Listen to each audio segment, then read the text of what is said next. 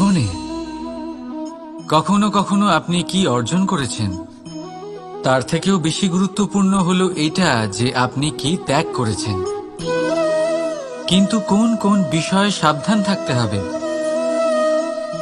তা মন দিয়ে শুনুন। জীবনে যখনই আপনি আপনার লক্ষ্য স্থির করবেন তখন ভ্রম থেকে সাবধান থাকুন, কারণ তা আপনাকে লক্ষ্যভ্রষ্ট করে দিতে পারে। যখন যাত্রা করবেন তখন আলস্য থেকে সাবধান থাকুন, কারণ সেটা আপনাকে আপনার যাত্রা পূরণ করতে দেবে না। যখনই ন্যায় করবেন তখন বন্ধুদের থেকে সাবধান থাকুন, কারণ তারা আপনার ন্যায় করার ক্ষমতা দুর্বল করে দিতে পারে। যখনই সাফল্য লাভ করবেন অহংকার থেকে সাবধান থাকুন, কারণ তা আপনার সাফল্য আপনার কাছে বেশি দিন ধরে রাখতে দেবে না। আর যখনই আপনি প্রেম করবেন নিজের থেকে সাবধান থাকুন, কারণ আমি আপনাকে কখনো আমরা হতে দেবে না। রাধা রাধা। সাপ, এই শব্দটা শুনলেই মনের মধ্যে এক ধারণা তৈরি হয়। বিষে ভরা, ফোঁস আওয়াজ করা এক ভয়ানক জীব। যদি এই সাপ কারোর বাড়িতে ঢুকে পড়ে কোলাহল সৃষ্টি হয়ে যায়, লোকে সুরক্ষিত স্থান খুঁজতে থাকে, ভিড় জমা হয়ে যায় সেই সাপের প্রাণ নেওয়ার জন্য।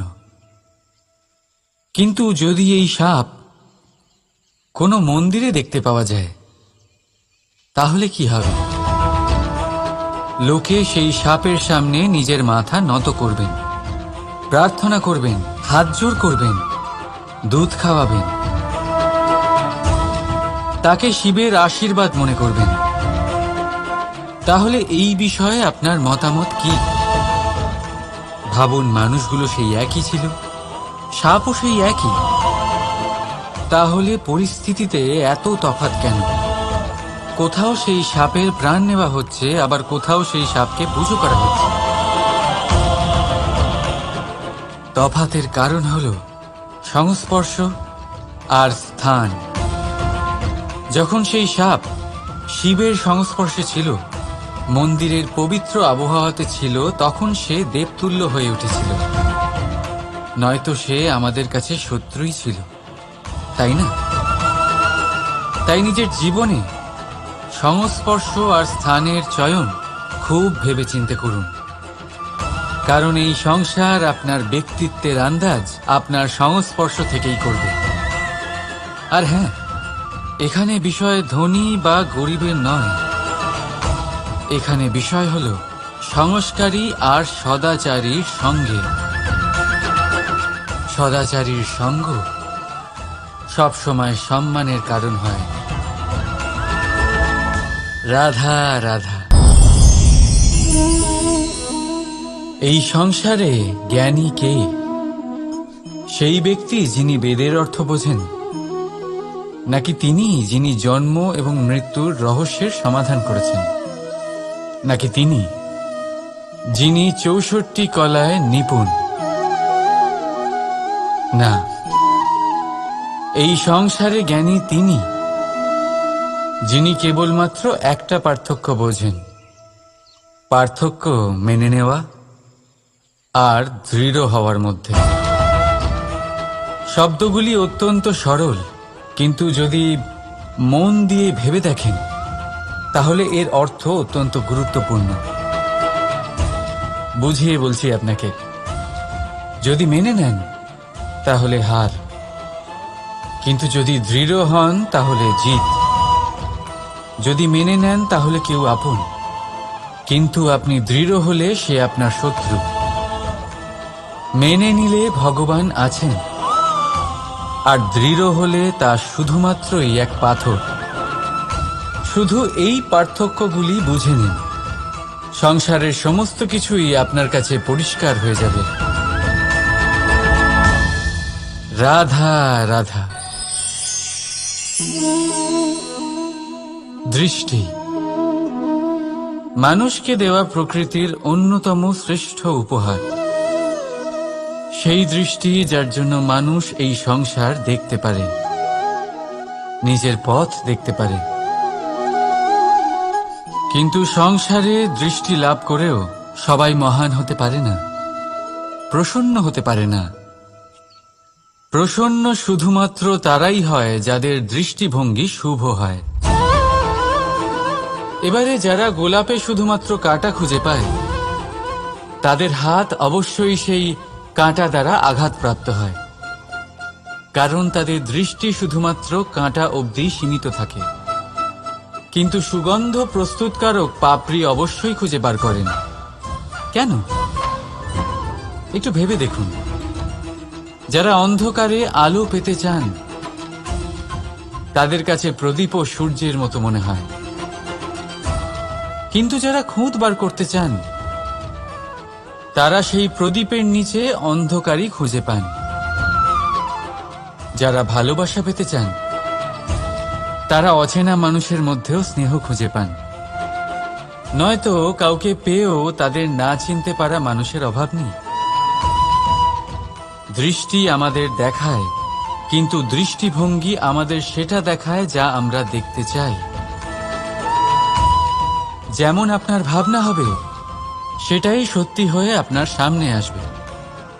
তাই আপনার ভাবনাগুলিকে শুভ করুন আর ভালোবেসে বলুন, রাধা রাধা। আমার সামনে রয়েছে গরুর দুধ, যা 2 দিন পর্যন্ত ভালো থাকে। যদি এই দুধ গরম করে জমানো হয়, তাহলে তৈরি হয় দই, যা 3-4 দিন অবধি ভালো থাকে। যদি এই দইকে মন্থন করেন, তৈরি হবে মাখন, যা অনেক সপ্তাহ ভালো থাকে। আর যদি এই মাখন ফোটানো হয়, তাহলে তৈরি হয় ঘি, যা বহু বছর ভালো থাকে। মানেটা বুঝলেন? তাপ আর মন্থন। জীবনে যত পরীক্ষায় উত্তীর্ণ হতে পারবেন, যত কষ্টের তাপ সহ্য করতে পারবেন, যত মন্থনের বাধা পেরোতে পারবেন, ততই যশ, শক্তি আর সামর্থ্য বাড়তে থাকবে। তাই কর্ম করুন, কঠিন বাধার সম্মুখীন হন, আর মন্থন করে মন শুদ্ধ রাখুন। মন প্রসন্ন হয়ে বলবে, রাধা রাধা।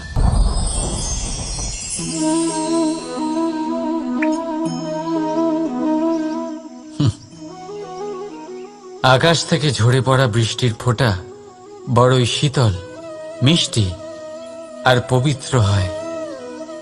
কিন্তু সবার ভাগ্য ভিন্ন ভিন্ন হয়। এবারে দেখুন, যদি কোনো ফোঁটা কলা পাতায় পড়ে, তা শিশির হয়ে থেকে যায়।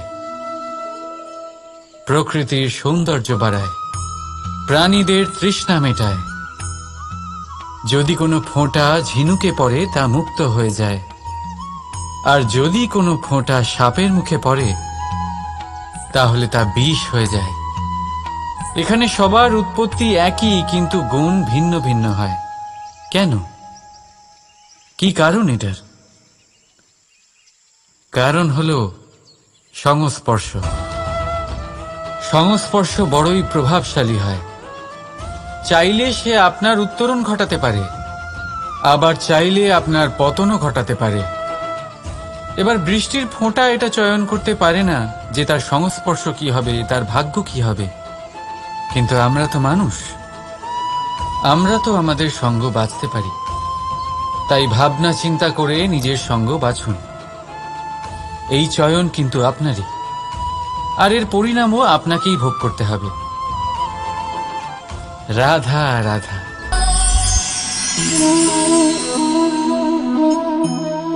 এই ফল দেখতে পাচ্ছেন আপনি? সবাই জানে এই ফলের থেকে বেরোনো বীজ একটা নতুন বৃক্ষকে জন্ম দেবে, যে নতুন বৃক্ষ আবার এমন এক ফলের জন্ম দেবে। কিন্তু আপনি কি কখনো ভেবে দেখেছেন, ফল আর বীজের সম্পর্ক এতই গভীর, অথচ বৃক্ষের মূল আর বৃক্ষের শাখার মধ্যে এত দূরত্ব কেন? কারণ দূরত্ব অতি আবশ্যক। যদি আপনি কাউকে নিজের কাছে চিরকালের জন্য রাখতে চান, তখন তাদের থেকে দূরত্ব কিছু সময় দরকারি। এই দূরত্বই হলো সেই কারণ যার জন্য আপনি আপনার সঙ্গীর মাহাত্ম্য বুঝতে পারেন। এই দূরত্বের জন্যই আপনি আরো প্রেরণা পান যাতে তাদের সাথে আবার দেখা হয়। আর সেই জন্য মনে রাখবেন, দূরত্ব কখনোই খারাপ নয়। ফলের থেকে বীজের এই দূরত্বই নতুন ফল হওয়ার কারণ হয়ে দাঁড়ায়। প্রেমের আসল পরীক্ষা হয় এই দূরত্ব দিয়েই। তাই দূরত্বের সাথেও প্রেম করুন, আর ভালোবেসে বলুন, রাধা রাধা। কস্তুরী তাকে ধারণ করে যে হরিণ তার নাভিতে থাকে, কিন্তু সেই হরিণ ওই কস্তুরীর সুগন্ধ নিয়ে তা পাওয়ার জন্য এদিক ওদিক ছুটে বেড়াতে থাকে। সেই হরিণ এই কস্তুরী অবশ্যই পেতে পারে যদি সে নিজের ভেতরে উঁকি মেরে দেখে। এবারে দেখুন, সুর বাঁশির মধ্যেই থাকে, শুধু প্রয়োজন তাকে খুঁজে বার করার চেষ্টা, অবিরাম চেষ্টা। ঠিক এরকমই হয় আমাদের শক্তি, যা আমাদের ভিতরে লুকিয়ে আছে। ভাবুন, যখন পরমাত্মা আমাদের ভেতরেই আছেন, তখন তাকে আমরা বাইরে খুঁজব কেন? আমরা নিজেদের অন্তরে তখনই দেখি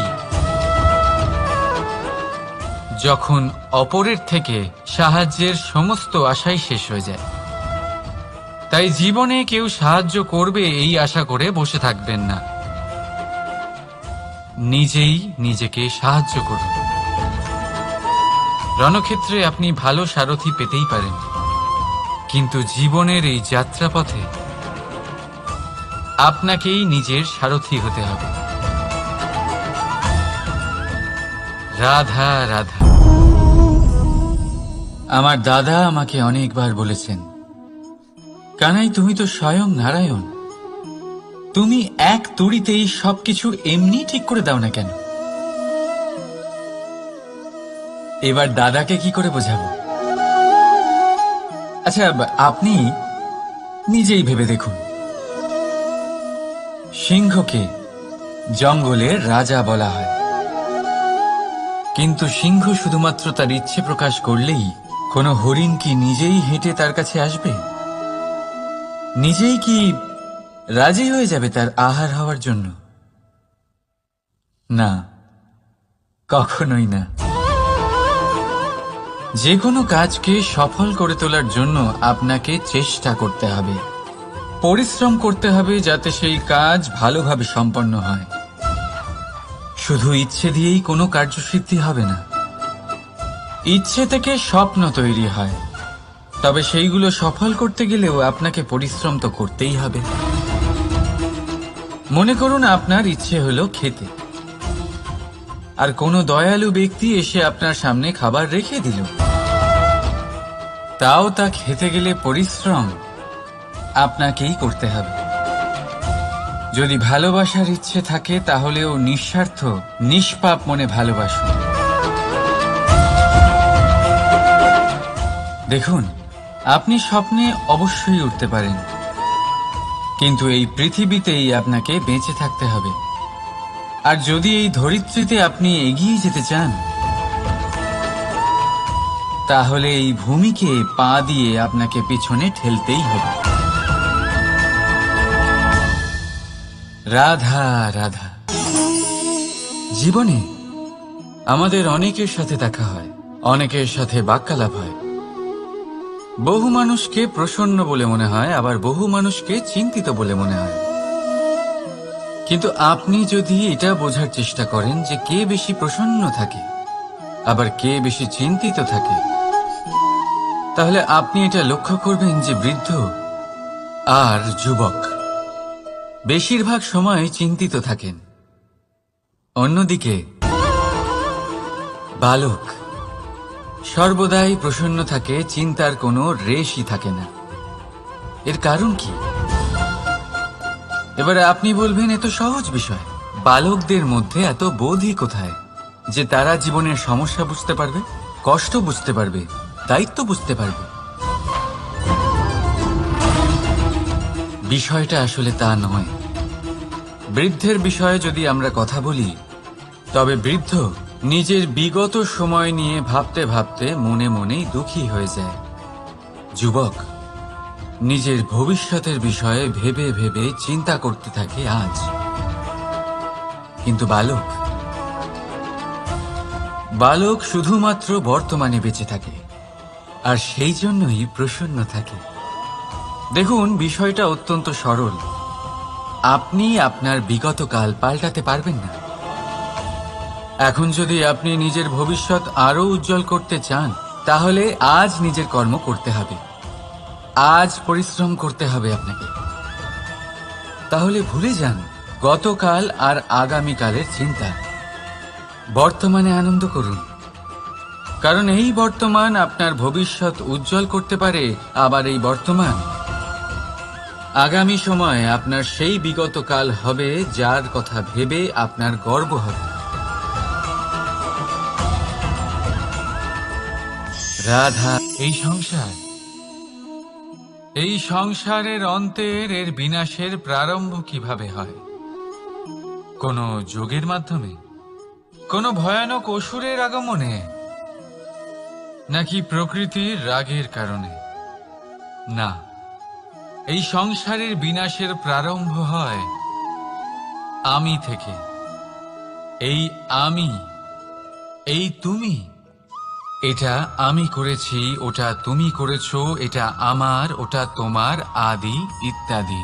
এই ভাব যখন মনে বাসা বেঁধে নেয়, সর্বপ্রথম ঘর ভাগ হয়, তারপর বসতি, তারপর প্রাণ, আর তারপর দেশ, আর সবার শেষে সমস্ত সংসার ভাগ হয়ে যায়।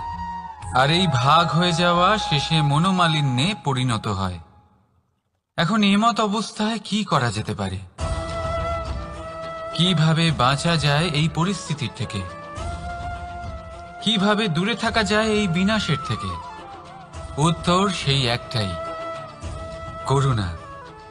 একে অপরের দরকারগুলি বুঝুন, একে অপরের সমস্যাগুলি বুঝুন, একে অপরের দুঃখের সাথী হয়ে দাঁড়ান, একে অপরের সুখের ভাগীদার হন। আর শেষে যখন এই আমি আমরাতে পরিণত হবে, তখন এই বিনাশ নিজে থেকেই দূরে চলে যাবে। তাহলে আমরাতে বিশ্বাস করতে শিখুন, আর আমার সাথে ভালোবেসে বলুন, রাধা রাধা। এই মুদ্রা। এবারে ভাবুন, এটাই আমাদের জীবন, জীবনের সুখ আর দুঃখ। এই মুদ্রার, এই জীবনের দুটি দিক। কিন্তু যখনই আমরা ঈশ্বরের কাছে প্রার্থনা করি, তখনই আমরা সুখ চাই, আর সেই সুখ আসেও। আর যখনই সেই সুখ আসে, তখন ব্যক্তি সর্বপ্রথম তাকে ভুলে যায় যে দুঃখের সময় ওনার সাথে ছিলেন। আর এমত অবস্থায় উনি সাহায্য করেন না, উনি করেন উপকার। আর এই উপকারের বদলে মানুষের থেকে উনি নিজের জন্য শ্রদ্ধা চান। আর সেই শ্রদ্ধা, সেই চাহিদার কারণে উনি নিজেকে অন্যদের থেকে শ্রেষ্ঠ, অন্যদের থেকে ভিন্ন মনে করতে বিবশ হয়ে যান। আর আলাদা হবার কারণে তার মধ্যে জেগে ওঠে অহংকার, আর সেটাই হয় তার পতনের কারণ। এবার এতে কি করা যেতে পারে? কি চাওয়া যেতে পারে ঈশ্বরের কাছে? এই প্রশ্ন অবশ্যই মনে আসে। ঈশ্বরের কাছে চান সুখ, শুধুমাত্র ততটাই যাতে অহংকার না আসে, আর দুঃখ ততটাই যাতে শ্রদ্ধা না চলে যায়। রাধা রাধা। এই সংসারে এমন কিছুই নেই যা সব সময় একই থাকবে। যা কিছু নির্মাণ হয়েছে তা একদিন অবশ্যই ভেঙে পড়বে। কিন্তু এই ভেঙে যাওয়ার বিশ্লেষণ আপনি কিভাবে করবেন তা আপনার উপরে নির্ভর করছে। ওই আকাশের দিকে তাকান, ওই মেঘ, ওটাও ভেঙে পড়ে, কিন্তু নিজে ভেঙে পড়ার সাথে বর্ষাকে তৈরি করে যায়। মাটির ডেলা অবশ্যই ভেঙে পড়ে, কিন্তু ব্যবহারযোগ্য মাটির রূপ নিয়ে। এই ধরিত্রীর বুকে কোনো এক বীজ যখন ভেঙে পড়ে, তখন ধরিত্রীর উপর এক বিশাল আকারের বৃক্ষ নির্মাণ করে। যদি জীবনে কিছু ভেঙে পড়ে, তাহলে নিরাশ হয়ে পড়বেন না, নিজের সাহস হারাবেন না। ধনাত্মক দৃষ্টিভঙ্গি দিয়ে দেখতে চেষ্টা করুন। মনে করুন, নিয়তি নিশ্চয়ই আপনার জন্য আরো ভালো কিছু ভেবে রেখেছে, যা ভবিষ্যতে আপনার প্রতীক্ষা করছে। ধনাত্মক চিন্তা ভাবনা করতে থাকুন, তারপর দেখবেন শ্রেষ্ঠ রচনা নিজেই তৈরি হবে। রাধা রাধা। চলতে থাকা, থেমে যাওয়া, বিশ্রাম নেওয়া, তারপর দম নিয়ে পুনরায় দাঁড়িয়ে পড়া, আর তারপর আবার সেই পথ চলা। এটা জীবনের অভিন্ন এক অঙ্গ, এটার থেকে আপনি পালাতে পারবেন না। কিন্তু এই অঙ্গকে আপনি নিজের জীবনে কিভাবে প্রয়োগ করবেন, কিভাবে তাকে কাজে লাগাবেন, সেই সিদ্ধান্ত আপনাকে নিতে হবে। যারা হেরে যান তারাও জীবনে থমকে যান, আবার যারা জেতেন তারাও দাঁড়িয়ে পড়েন। যারা হেরে যান তারা হাঁপিয়ে দাঁড়িয়ে পড়েন, যারা জিতে যান তারা দাঁড়িয়ে পড়েন সেই সর্বোচ্চ স্তরে পৌঁছে গিয়ে। এবার দাঁড়াতে তো আপনাকে হবেই, তা হতেই হবে। কিন্তু কখন, কিভাবে দাঁড়াবেন, ক্লান্ত হয়ে নাকি সর্বোচ্চ স্তরে পৌঁছে গিয়ে, সেই সিদ্ধান্ত আপনার। অবশ্যই দাঁড়িয়ে পড়ুন, কিন্তু ক্লান্ত হয়ে নয়, কারণ আপনাকে পুনরায় দাঁড়িয়ে পড়তে হবে, পুনরায় যাত্রাপথে এগোতে হবে এবং সর্বোচ্চ স্তরে পৌঁছতেই হবে। রাধা রাধা। স্বপ্ন, আমরা জীবনে স্বপ্ন দেখতে থাকি, সেটা পূরণ করার পূর্ণ প্রয়াস করে থাকি। কিন্তু এই স্বপ্ন পূরণ না হওয়ার পরিস্থিতিতে আমরা ভেঙে পড়ি, ছিন্ন বিচ্ছিন্ন হই, আর তারপরই বোঝা আমরা আগামী প্রজন্মের ওপর রীতিমতো চাপিয়ে দিই। আমরা এটাই মনে করি যে আমরা যেটা হতে পারিনি সেটা আমাদের সন্তান অবশ্যই হবে। আমরা যা কখনো পাইনি আমাদের সন্তান অবশ্যই তা পাবে। এটা যে অনুচিত সেটা আমরা ভাবি না, কিন্তু এটা ভুল, আর এই ভুল আমরা সকলেই করে থাকি। সন্তান প্রকৃতি আর পরমাত্মার আশীর্বাদ। ওদের ভেতরে তাদের নিজের একটা অস্তিত্ব লুকিয়ে থাকে, সেটা মন দিয়ে দেখুন তো। আপনি শুধু ওই সন্তানকে জন্ম দিয়েছেন, কিন্তু ওর জীবন আপনার নয়। তাই নিজের সন্তানের সাথে থাকুন, সময় কাটান, ওদেরকে ভালোবাসুন, সবসময় প্রেরণা দিন, কিন্তু প্রেরণা দিন ওর নিজের অস্তিত্বকে বাড়ানোর জন্য, ওর নিজের স্বপ্ন পূরণ করার জন্য, আপনার স্বপ্ন পূরণ করার জন্য নয়। ওদের অস্তিত্বকে পূর্ণাঙ্গে বৃদ্ধি পেতে দিন। রাধা রাধা। এই পুকুর দেখছেন আপনি? পুকুরের জল কখনো প্রবাহিত হয় না, একই স্থানে জমে থাকে, আর সেই কারণে কিছুদিন পর ময়লা হতে শুরু করে। কিন্তু তাও আমরা একে ত্যাগ করি না, আমরা তবুও একে পুজো করি।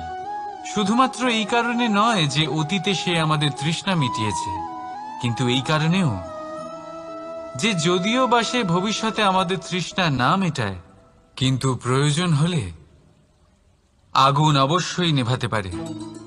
ঠিক সেই রকমই হয় আমাদের সম্পর্ক, সম্পর্ক যা আমরা বহু বছর পরিশ্রম করে তৈরি করি, যে দরকার পড়লে আমাদের সহায়ক হয় কোনো না কোনোভাবে। সেই জন্য সম্মান করতে শিখুন এই সম্পর্কগুলিকে, শিখুন এই সম্পর্কগুলিকে অটুট রাখতে, কথায় কথায় এই সম্পর্কগুলিকে ভেঙে দিতে শিখবেন না। রাধা রাধা। বিষ, এই শব্দটা শুনলেই মনে অনেক কল্পনা জন্ম নেয়। কল্পনা অসহ্যকর তিক্ততার, কল্পনা অত্যন্ত বেদনাদায়ক মৃত্যু। এবার যদি আপনাকে জিজ্ঞেস করা হয় যে সবচেয়ে বিষাক্ত বিষ কোনটা, তাহলে আপনি কি বলবেন? কেউ বলবে সর্পের বিষ, কেউ বলবে কাঁকড়া বিছের, কেউ বলবে কালকিউটের বিষ। কিন্তু না, এই সমস্ত রকম বিষ সেই বিষের সামনে টিকতে পারবে না যাকে আমরা বলে থাকি কানের মধ্যে ঢালা বিষ। শুনতে অত্যন্ত মিষ্টি, কিন্তু তিক্ততায় অত্যন্ত বিষাক্ত। পেটের মধ্যে যাওয়া এই বিষ শুধুমাত্র একটি মানুষের মৃত্যুর কারণ হয়, কেবল একটি। কিন্তু কানের মধ্যে ঢালা এই বিষ একাধিক সম্পর্কের নাশ করতে পারে। আর এটাতে সেই ব্যক্তির ভুল নেই যে আপনার কানে বিষ ভরেছে, আপনি তাকে দোষ দিতে পারেন না। এখানে দোষ আপনার নিজের, যে এই বিষকে আপনি নিজের উপরে প্রভাব ফেলতে দিয়েছেন, এই বিষকে সুযোগ দিয়েছেন আপনার ক্ষতি করতে। এটা আপনার ভুল। সেই জন্য কুমন্ত্রণায় কখনো কান দেবেন না। আপনার মনে ভালোবাসার দৃঢ়তা জাগিয়ে তুলুন আর নষ্ট করে দিন এই সংসারের সমস্ত বিষের প্রভাবকে। রাধা রাধা। জীবন, আমাদের এই জীবন সুখ আর দুঃখ, এই দুইয়ের মিশ্রণ। এদের সংমিশ্রণই জীবনের ভারসাম্য বজায় রাখে। এখন এই সুখ, সুখ এমন এক বস্তু যাকে সবাই খুঁজে চলেছে। দুঃখ এমন এক অনুভূতি যা সবার কাছে আছে। আমাদের প্রত্যেকের জীবনে সুখ আর দুঃখ আসতে থাকবে আর যেতেও থাকবে। এটা অবশ্যই জীবনে থাকবে, কিন্তু সফলতা এটা সবার জীবনে আসে।